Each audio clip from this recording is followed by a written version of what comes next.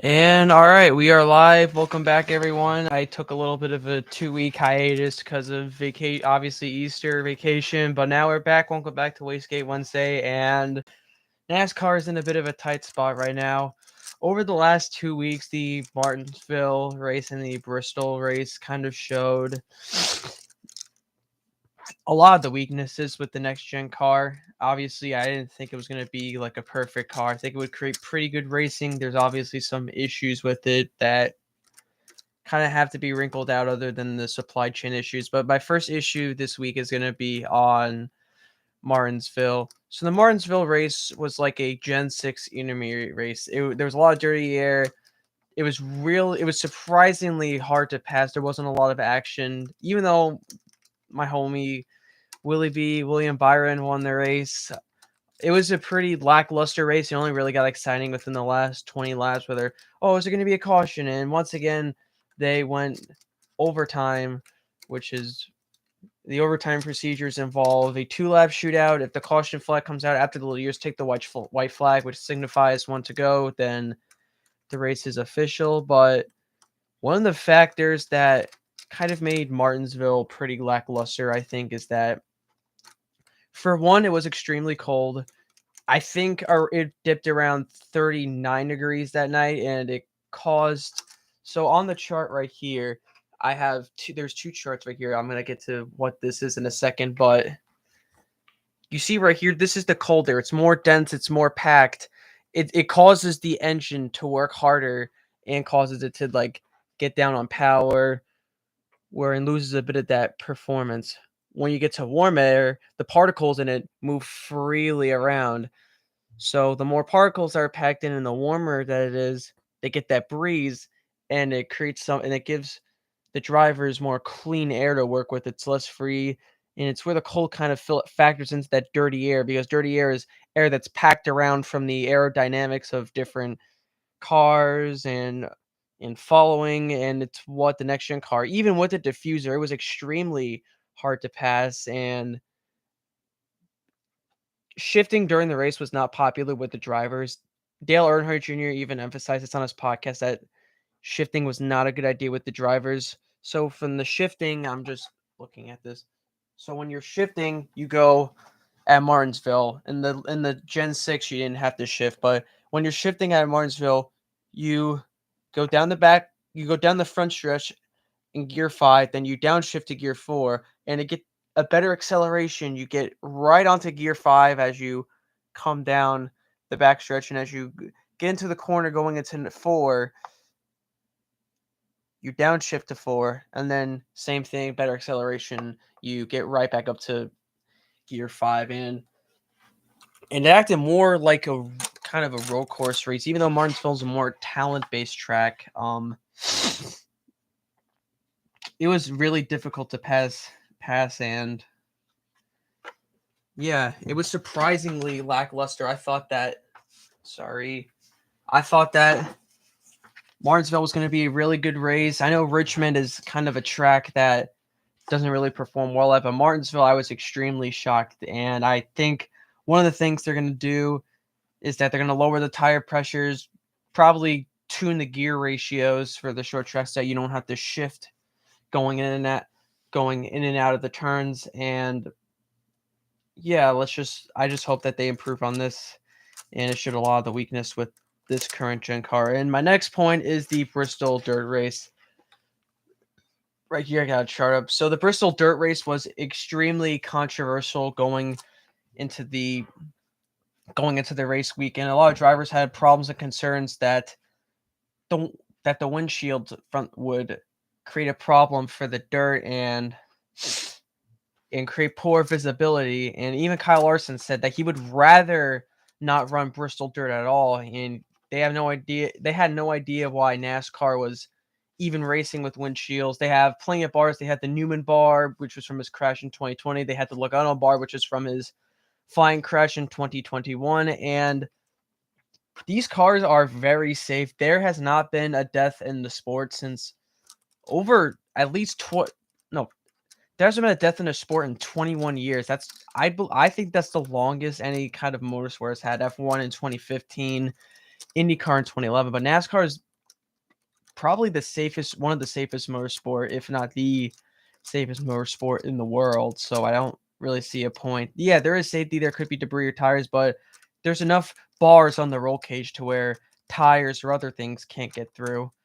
And I'm going to emphasize what do you run, like how the next gen cars ran. So for the next gen race at Bristol Dirt, they ran a different tire. This is a rain tire. What it's meant to do is that these grooves, they're meant to expel water from the race. This is what they ran at Coda, and they ran these at the Charlotte Roval for a little bit in 2020. And this right here, this little checkerboard pattern here, is a dirt tire.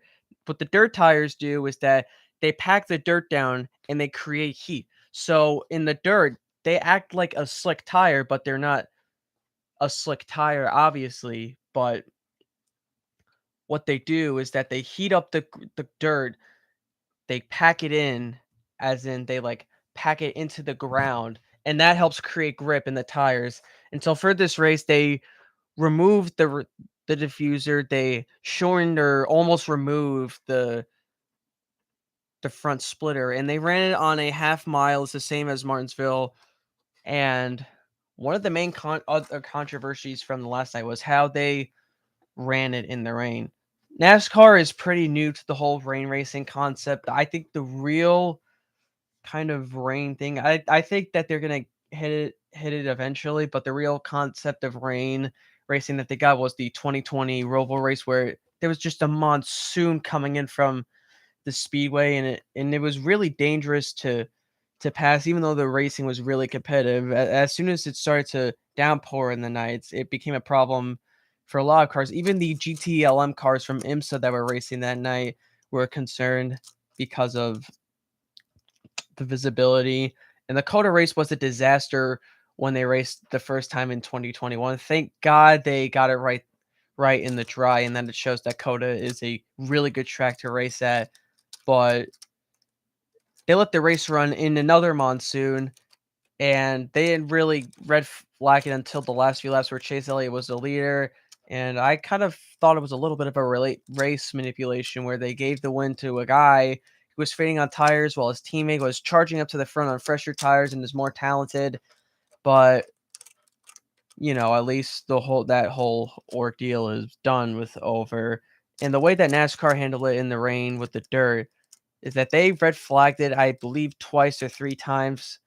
And when rain and dirt mix, it's not like it creates a more dangerous surface because it creates a sludge, and even it creates a sludge where the dirt begins to slide down, and even some of the drivers begin to slide down. When they were coming off of pit road, Christopher Bell slid into Daniel Suarez coming out of pit road, and he got stuck, but he was able to get back on. But that could have been really scary right there for a driver. And they had to red flag it twice. They kept the race going.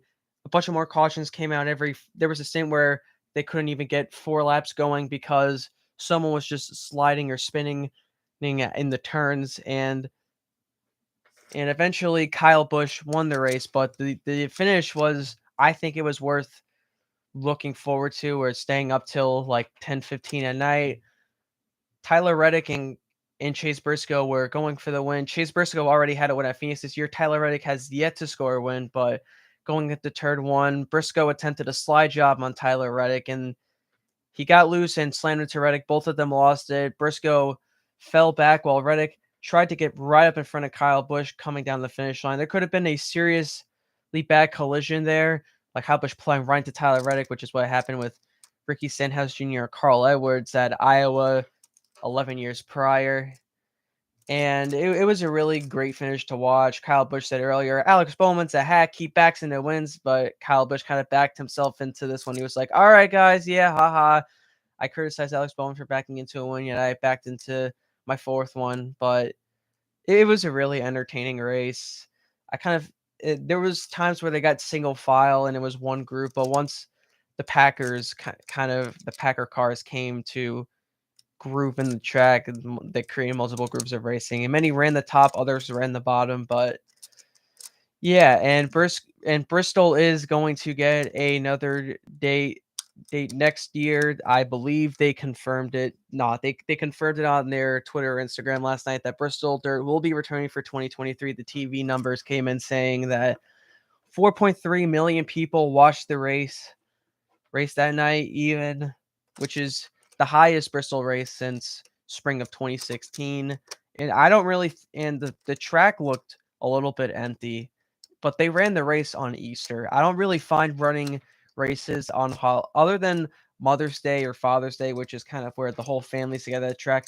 I don't really agree with running NASCAR races on Easter. People would rather be with their families. They'd rather be going to church or spending time with their family. Easter egg hunts, not picking up dirt or hiding Easter eggs in the dirt at Bristol. I don't think they did that, but that would have been pretty funny. And yeah, I just don't think it's a good idea to run races on Easter. Obviously, people want to be with their families rather than at a track. And even though I relax with my family on Easter, I'm sure many people would have rather wanted to relax with their families on Easter rather than freezing themselves off at a rainy Bristol dirt race.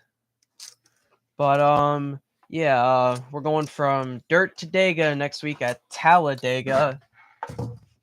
Already seeing, obviously, the pack racing.